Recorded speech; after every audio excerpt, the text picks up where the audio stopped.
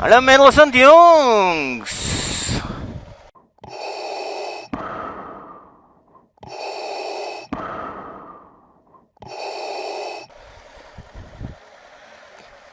Der Start unserer Motorradtour. Und ich weiß nicht, ob ihr das gehört habt, aber es waren gerade die Routenansagen über meine Bluetooth-Routenansage. Und hier seht ihr die Route mit Magic Earth und spielt mir das direkt per Bluetooth in den Hörer ein. Ist echt cool, so kann man sich mehr aufs Fahren konzentrieren und ich brauche nicht ständig auf diesen Routenplaner zu schauen, was mit der Zeit natürlich sehr mühsam sein kann. Und ja, es geht los zu den, habe ich meinen Helm zu, ja, zu den tschechischen Seen. Und ja, dann dort einfach mehr. Und wie ihr seht, hinter mir Richie mit seiner 800er Triumph Tiger.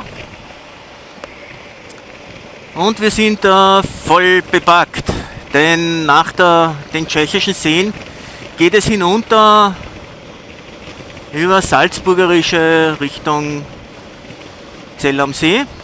Und von dort geht es dann weiter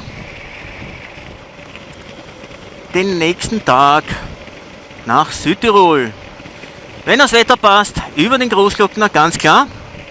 Aber ich spiele euch immer wieder die Routen ein.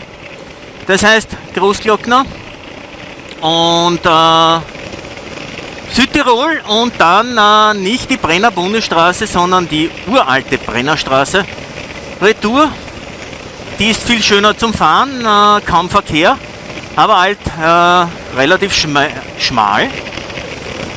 Und ja, geht es wieder zurück ins Salzburgerische. Ja, und dann am dritten Tag leider wieder heim. Ich habe nicht mehr Zeit als 3 Tage. Und jo, das ist halt einfach der Riesennachteil. Ansonsten melde ich mich einfach wieder von den tschechischen Seen und die schöne Landschaft, die wir dort durchfahren. Und ja, genießt einfach Landschaft und die Berge, die wir fahren. Und fühlt mit uns, wie wir Spaß haben beim Motorradfahren. Natürlich langsamer, weil wir beide voll bepackt sind. Dann geht es natürlich um einiges langsamer, das heißt mit Gepäck, also Seitenkoffer und vollem Topcase geht es natürlich einfach nicht schneller. Okay? Also bis dann, bis zur nächsten Strecke. Ja, und endlich in der Tschechei und natürlich gleich tolle Straßen. Aber auch einen Ausblick in die Schottergrube.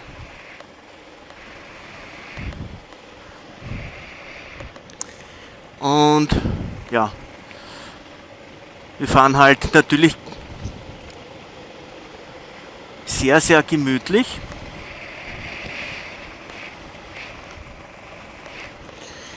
Weil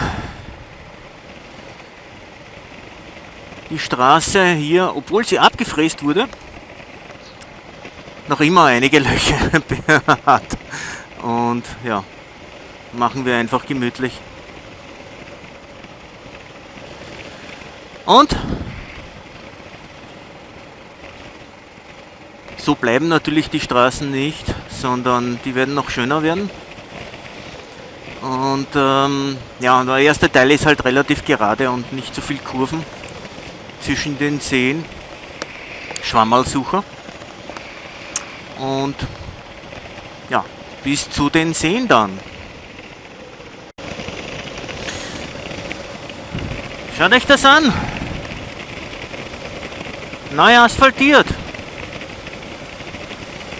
Wunderschön. Leider nur 50 wegen angeblich aufschleudernden Steinen von den Autoreifen. Also zumindest hat es das Schild gezeigt, aber ist traumhaft zum Fahren. Echt herrlich.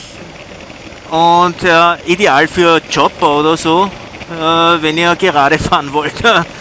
Nehmt diese Straße, die geht echt kerzengerade und wunderschön durch den Wald.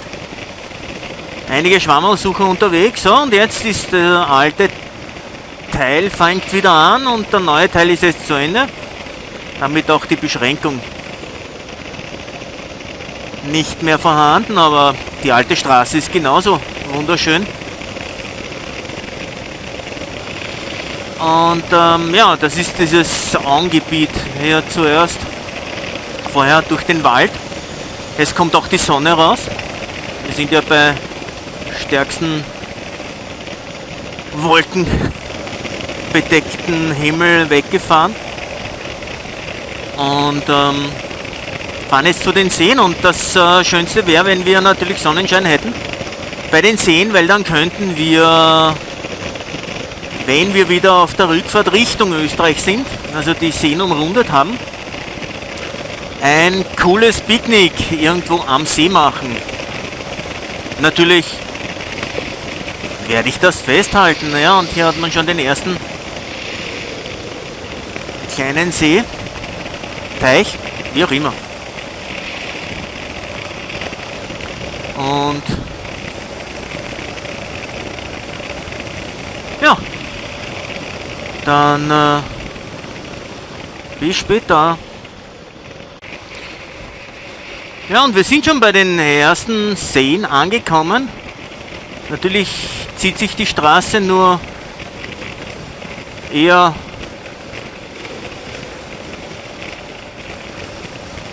mit wenigen Kurven hier durch dieses Gebiet, aber es ist einfach so, ist es traumhaft schön.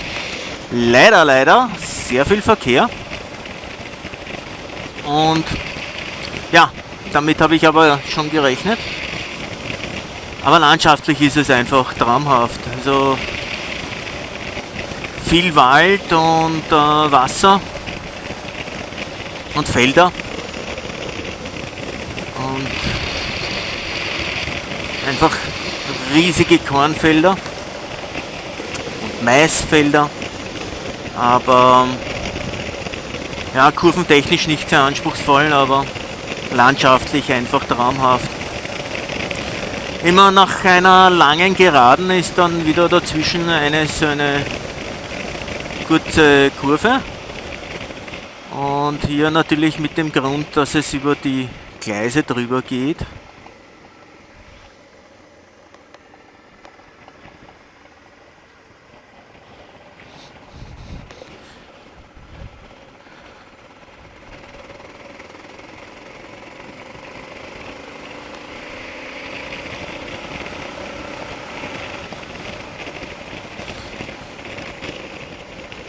So.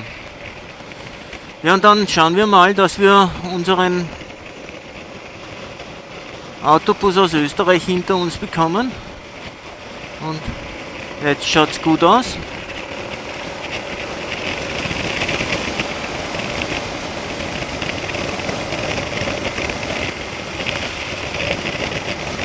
Ja, und Richie ist schon da. So. Dann bis später. Und hier sieht man den Neubau einer Autobahn. Tja, damit habe ich nicht gerechnet, aber so ist das normal, wenn man eine Strecke aussucht.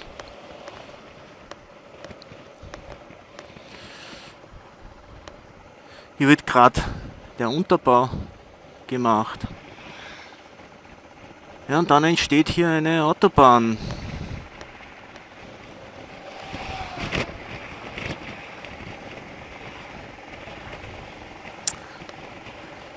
Leider landschaftlich nicht ansprechend, aber so ist das nun mal.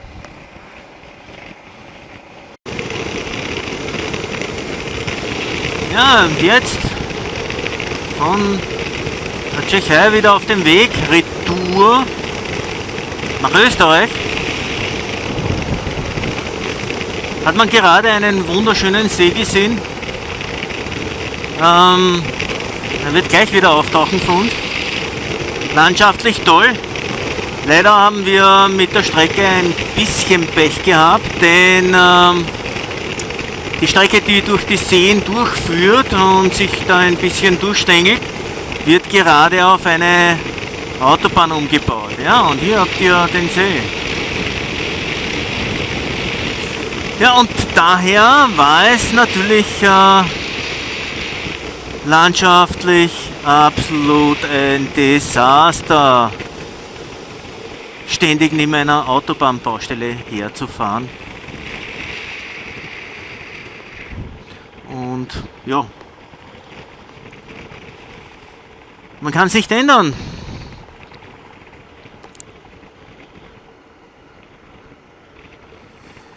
Ja, und an alle, die den Bericht geschrieben haben, es ist so wunderschön, durch die Seen durchzufahren. Ja, ihr habt nicht Unrecht, das war es einmal. Der Teil, der jetzt dann Autobahn wird, der hat das Problem, dass er ja, nicht mehr schön zum Fahren ist.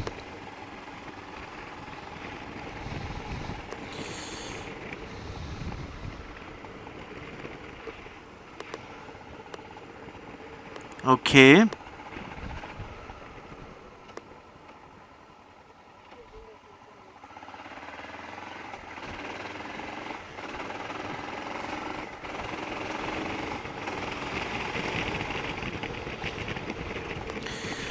Ja, so ist das nun mal und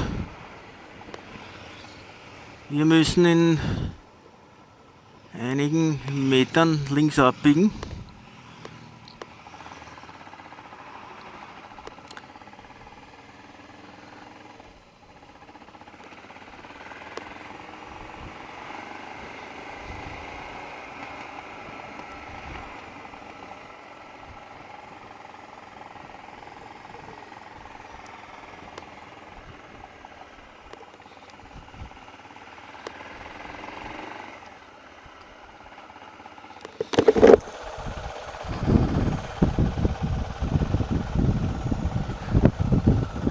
Und fahren jetzt da neben den See vorbei mit einem wirklich schönen Strand.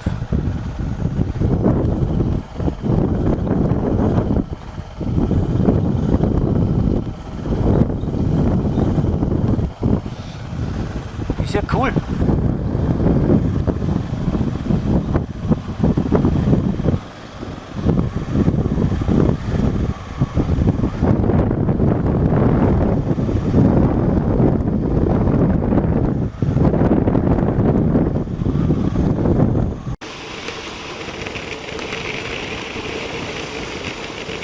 Und noch einmal sehen, sehen, sehen.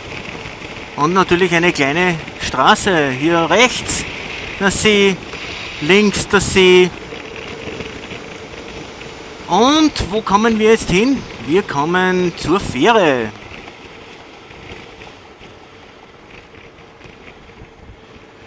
Ja, auf der Strecke ist auch eine Fähre dabei. Und ja, wenn wir die nicht nehmen wollen, dann können wir sie auch umfahren. Nur müssen wir zuerst einmal sehen, wo es zur Fähre hingeht. Oh ja, da.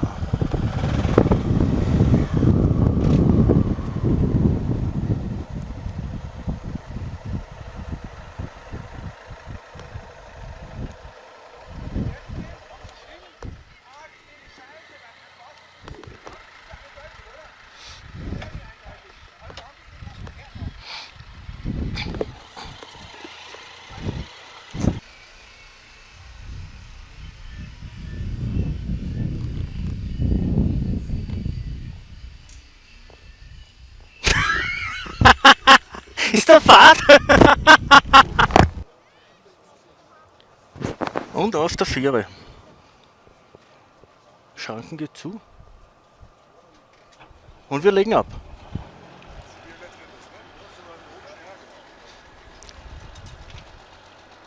Und man kann es jetzt nicht sehen. Es geht irgendwo gerade über den See drüber. Und drüben im See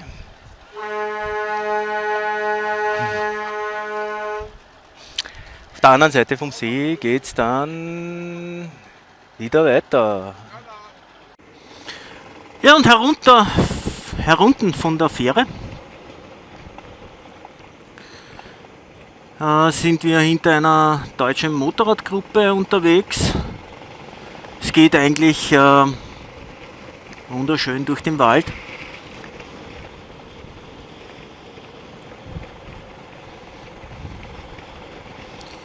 Und ja, hier ist natürlich besondere Vorsicht geboten, weil A, viele Fußgänger und B, auch Radfahrer unterwegs sind in der Nähe des Flusses. Sorry, vom See. Und ja, einfach nur eine schöne, traumhafte Straße. Nicht sehr breit, etwas über eine Spur, vielleicht 1,5. Aber im Großen und Ganzen ist die Landschaft einfach hervorragend schön.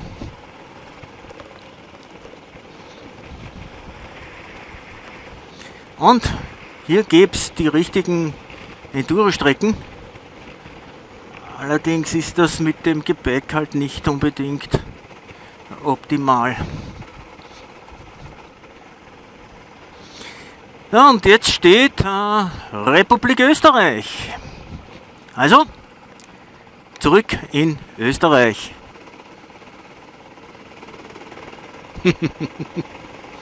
Das war das letzte Stück in der Tschechoslowakei.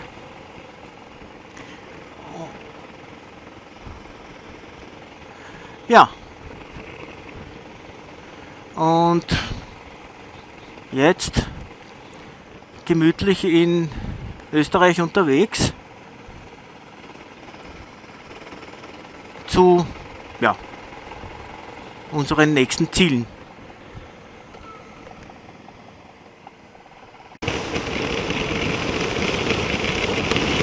Ist natürlich nicht die kurvigste Straße, aber schlängelt sich schön durch die Gegend. Und nachdem wir bei den Baustellen doch etwas warten haben müssen immer, können wir da wieder ein wenig Zeit gut machen. Und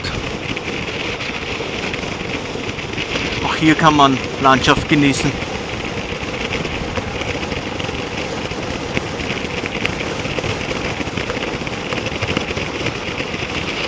Eine alte BMW. Cooles Ding. Ja, und natürlich in Österreich eine nette Bergstraße, aber leider 50 für Motorräder erlaubt. Also nicht so toll. Aber dafür hat man hier eine wunderschöne Aussicht. Und jo, kann man gleich hinunter Richtung Passau. Und hier ist die Schiffsstation von der Donau.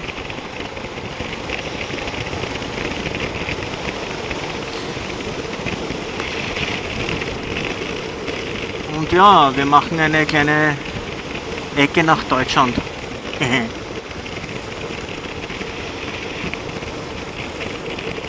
Jetzt gleich über die Donaubrücke drüber gehen.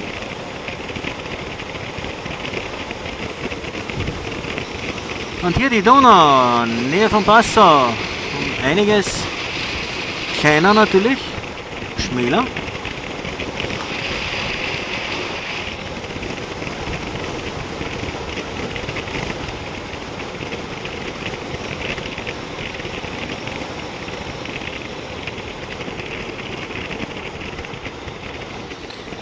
Und nein, war ein Joke. Normalerweise geht es links nach Passau und wir fahren natürlich rechts Richtung Linz, Everding weiter.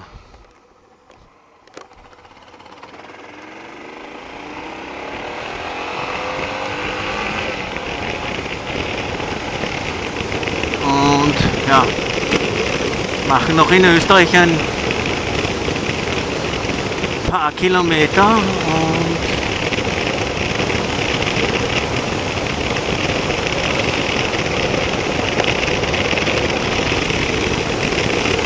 so, neben der Donau entlang und laut Routenplaner biegen wir aber dann schon wieder ab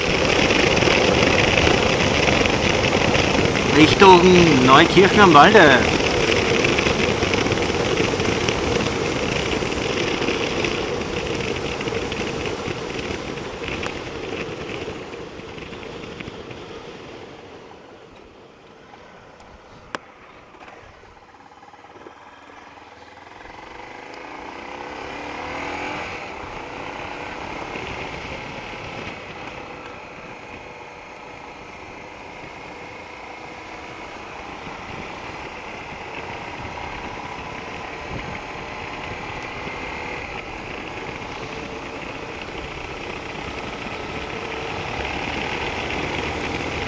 Ja, und hinter dem Traktor fährt man natürlich nicht den Berg hinauf nach, ne?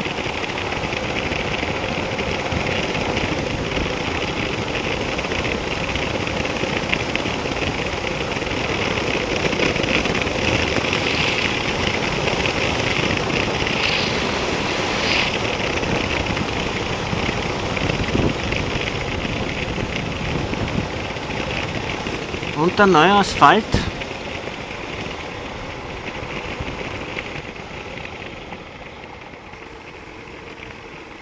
»50, 30, okay.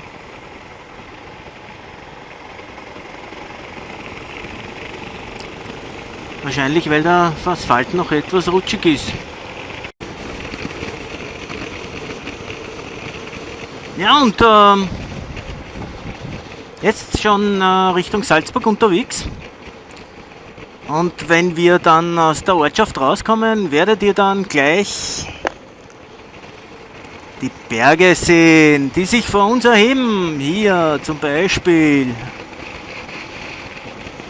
Einfach ein wirklich toller Anblick.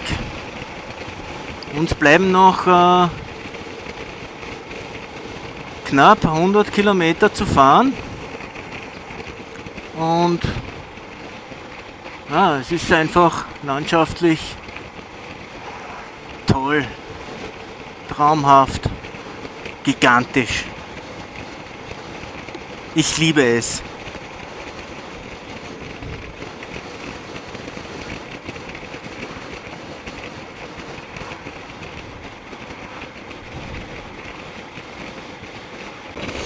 Ja, das gibt's nur in Österreich.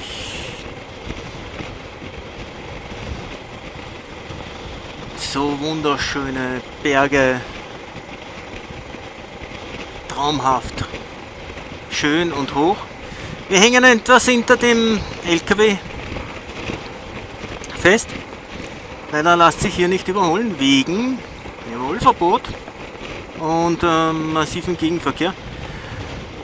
Aber die Aussicht ist natürlich awesome.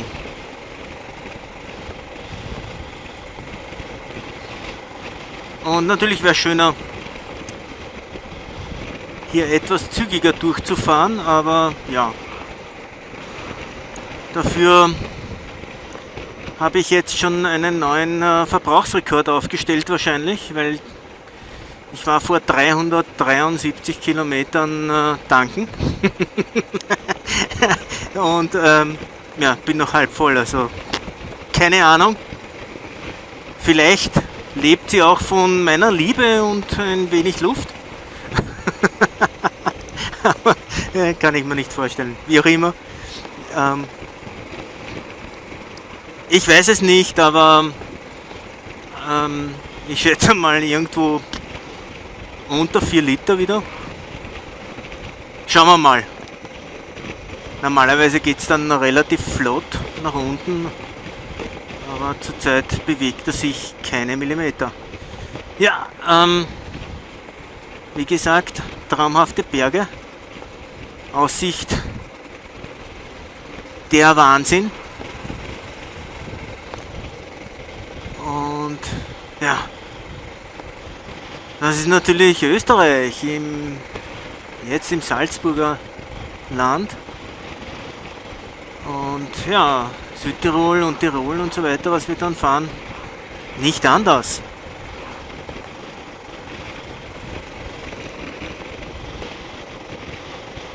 Aber das gibt es ja, wie gesagt, erst morgen. Auf dem Weg nach Zell am See, wir haben noch ein paar Kilometer. So 6 ungefähr. Und ja, für heute bleibt mir dann eigentlich nur mehr eines zu sagen. Und das natürlich wie immer. Oben bleiben und wir sehen uns im nächsten Video.